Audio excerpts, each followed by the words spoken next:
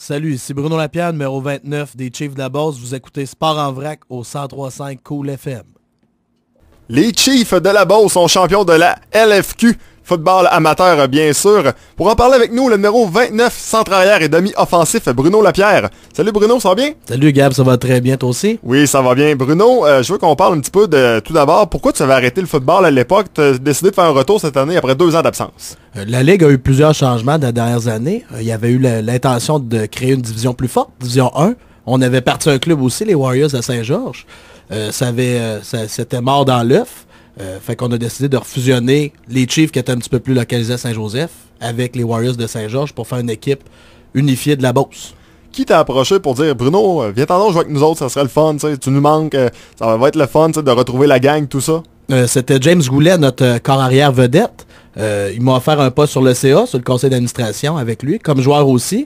Fait que j'ai relevé le défi, puis on l'a pas regretté, on a eu une très belle saison.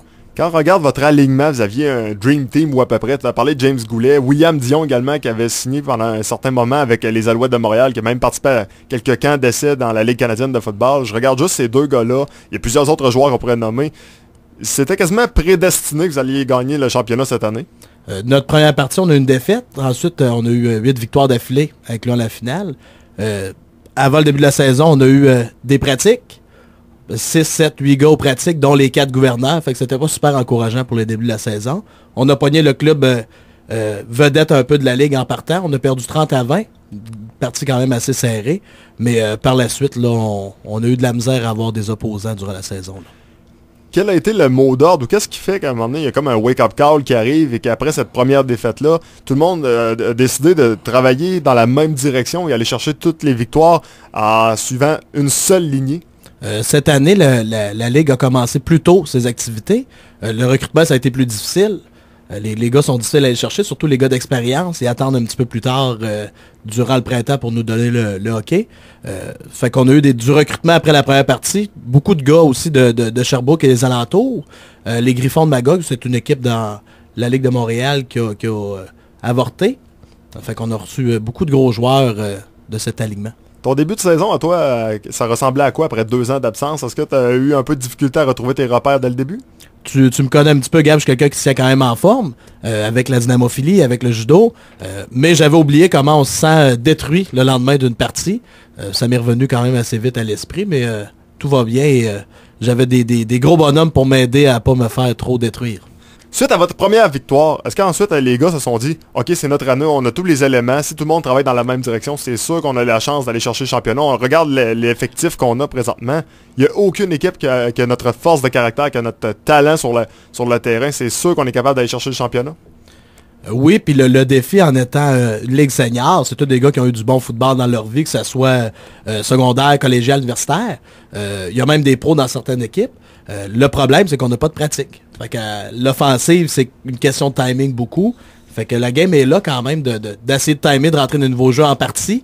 Mais le naturel de chaque joueur, on avait beaucoup de profondeur aussi. On avait une très bonne offensive, défensive dominante aussi.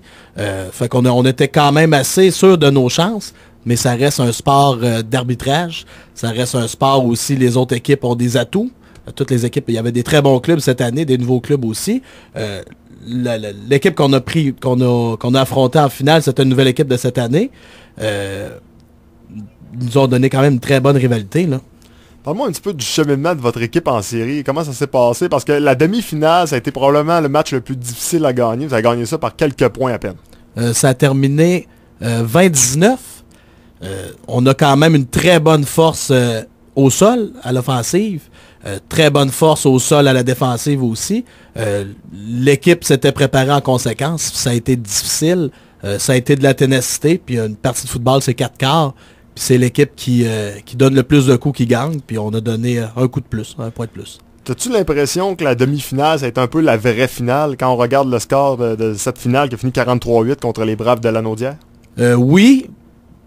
C'est la finale théorique a été la dernière. Le match a été un petit peu moins serré. Le club qu'on a affronté en demi-finale, les Élans, c'était quand même une rivalité naturelle aussi dans cette ligue-là. C'est un club plus Lévis, Saint-Romuald. Puis ça a été quand même un gros challenge, mais ça termine qu'on a gagné quand même. Brave de Lanaudière en finale. On regarde le score 43-8, on est comme, ça avait l'air d'un walk in the park, ça avait l'air facile, ça avait l'air d'un match pratiquement ce que les gars n'ont pas forcé. Mais n'empêche qu'après 2 quarts, c'était relativement serré. Qu'est-ce qui s'est passé? Quel a été l'éclair de génie qui est arrivé dans le vestiaire pour qu'ensuite ça soit carrément une démolition en règle? L'attitude générale des joueurs, on est une équipe quand même réputée pour frapper. On faisait bien les choses, mais on mettait pas l'intensité qu'il fallait en début de partie. Pour être très honnête, dans le vestiaire, les gars, on dirait qu'on était en train de perdre cette partie-là. Fait qu'un petit speech motivationnel, désolé l'anglicisme. Puis les gars sont revenus en attitude de guerrier, comme notre réputation de la Beauce nous suit. Suite à cette année, je pense que tu peux dire que ton retour est réussi sur toute la ligne. Oui. Puis on verra l'année prochaine, on va être rendu à quel stade pour recommencer cette saison. Ben, c'est ça le football senior, hein, c'est année après année. Mais est-ce que tu pourrais quand même garder une certaine implication si jamais tu décidais de prendre ta retraite au niveau du jeu? Oui, très belle gang au niveau du CA. C'est sûr que c'est invitant de revenir, mais on ne sait pas dans un an où on va être. Mais tout ça pour dire qu'une organisation gagnante, des joueurs qui se sont impliqués, c'est pas pour rien qu'on a gagné aussi, c'était rodé. Bruno Lapierre, merci de t'avoir déplacé ici en studio. Félicitations pour le championnat. À toi également, à toute la gang des Chiefs de Beauce. Merci beaucoup, Gab. Donc voilà, Bruno Lapierre, numéro 29 de la formation des Chiefs de Beauce, qui évolue à la position de centre-arrière et demi-offensif. Ils sont champions 2014 de la LFQ Football Amateur.